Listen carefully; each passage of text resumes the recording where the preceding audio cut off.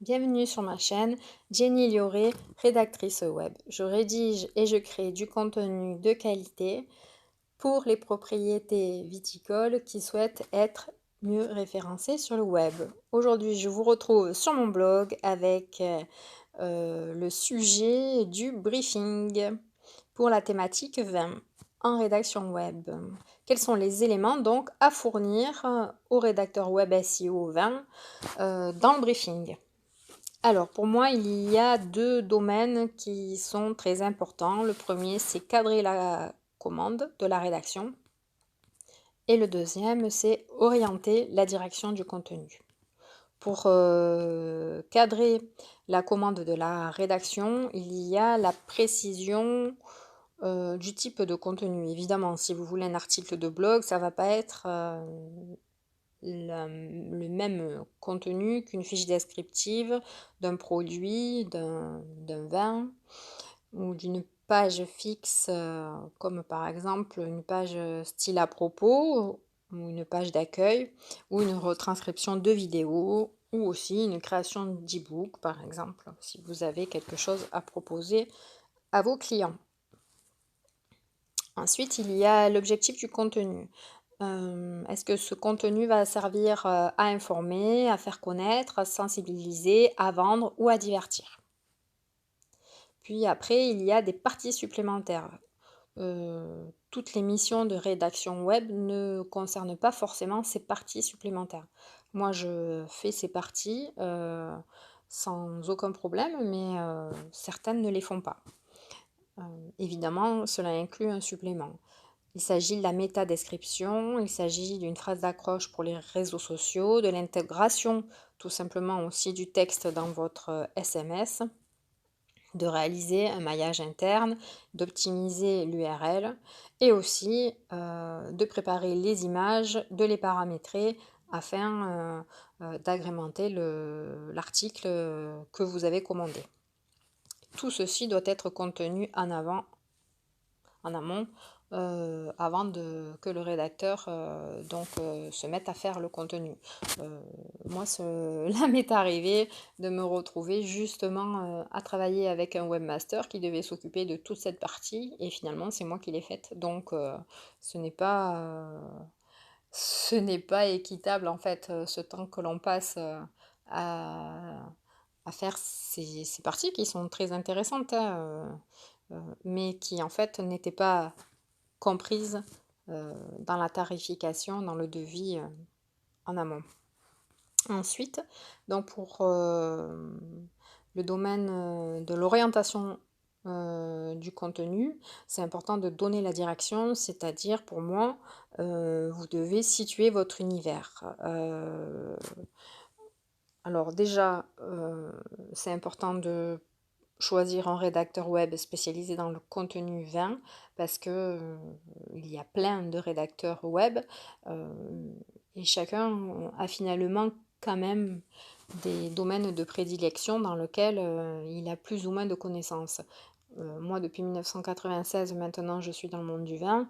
Et quand un vigneron ou un régisseur me délègue de la rédaction de contenu, en fait, ça match de suite parce que on sait exactement, on est sur la même longueur d'onde, on sait de quoi on parle l'un et l'autre. En revanche, j'ai eu affaire à des agences digitales, enfin pas forcément avec des agences digitales parce que les agences digitales justement me font confiance. C'est plutôt à des startups qui se lancent dans le domaine du vin et qui sont tout feu tout flamme, qui viennent me demander une création de contenu, mais qui en fait est plus une création de contenu vin évidemment, mais qui est une création de contenu plus axée sur un business qui est complètement différent que celui du monde du vin. Alors, c'est pour ça qu'il est important de situer donc l'univers avec vos valeurs, parce que c'est là que le texte va prendre de suite tout son charme en fait, en fonction de messages que vous voulez faire passer et de garder toute l'empreinte de ce que vous êtes vous, pour que le rédacteur puisse écrire comme si c'était vous en fait. Après il faut définir, le pronom. C'est-à-dire, est-ce que je vais employer le je ou le nous et est-ce que le destinataire, va être le tu ou le vous? En fait, c'est propre à chacun. Moi, ça me gêne pas du tout d'écrire, à la première personne comme, à la, 4e personne. À la première personne du singulier comme à la, première personne du pluriel. Ensuite, donc donner le ton rédactionnel. Donc là, est-ce que ce contenu est plus formel, pédagogique, technique, institutionnel, événementiel, conventionnel, commercial ou storytelling? Ensuite, il faut stipuler les mots-clés, c'est-à-dire, c'est là où toute la technique du rédacteur web va rentrer en scène avec donc le titre et les sous-titres qui sont attendus par le client, le nombre de mots, les statistiques fiables à installer ou pas dans le contenu, l'illustration avec des exemples simples, les mots-clés et le champ lexical que le rédacteur web doit utiliser, la mise en gras de passages importants et pas d'autres, le respect de la loi E20, évidemment, puisqu'on est dans le vin, l'aération du texte avec, par exemple, des paragraphes et des bullet points, et le format des photos. Voilà. Ensuite, moi j'aime bien quand on vient m'orienter encore plus en me précisant les erreurs à ne pas faire. Comme par exemple qu'on ne souhaite pas que l'introduction soit trop longue, ni la conclusion, que on ne souhaite pas citer des sources issues des concurrents, et les termes et les mots qu'on ne souhaite pas employer, ainsi que le style. Et ne pas dépasser aussi un certain pourcentage de mots-clés. Bon, enfin, ça c'est propre à chacun. Chacun a ce qu'il ne veut pas faire passer comme message. Et j'ai récemment travaillé avec un gros groupe dans le monde du vin et c'était très clair sur ce qu'ils ne voulaient pas. Et effectivement, cela apporte un contenu très orienté, très cadré. Bon, ça manque un peu de créativité, mais au moins on est sur la même longueur d'onde pour savoir ce que l'un et l'autre veut obtenir et peut faire. Alors bien sûr qu'on peut se passer de briefing rédactionnel, hein, parce que vous l'avez bien vu, tout ce qu'il faut noter, tout ce qu'il faut lister, ça prend du temps. Alors des fois, à lister tout ça, autant, autant se faire sa propre rédaction, son propre texte, son article. Mais oui, on peut s'en passer et c'est justement ça aussi qui est intéressant lorsque vous avez affaire à un rédacteur web SEO spécifique à votre domaine.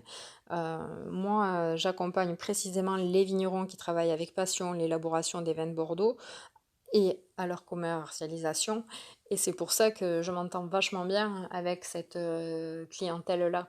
Parce que en fait, j'ai déjà été vigneronne et je sais ce qu'ils vont vouloir mettre en valeur, quelles sont leurs attentes.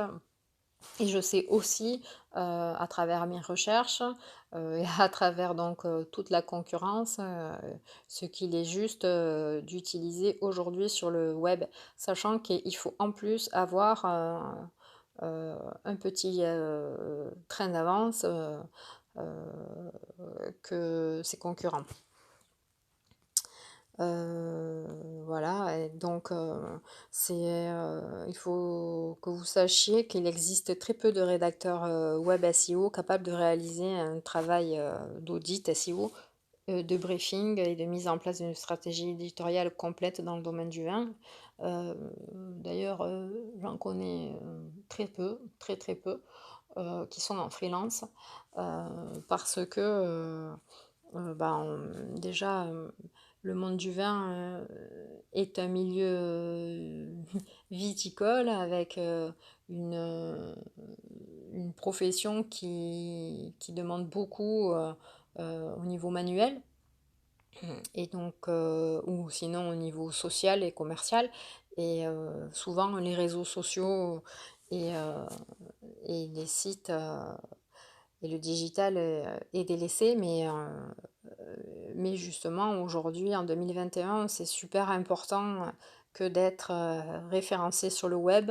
Je vous l'ai expliqué dans d'autres articles, avec tout ce qui est référencement local, à commencer à mettre en pratique le plus rapidement possible en fait.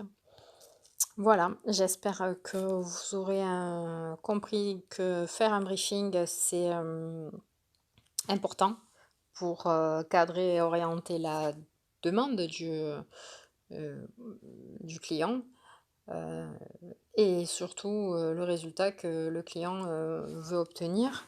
Mais on peut s'en passer, évidemment.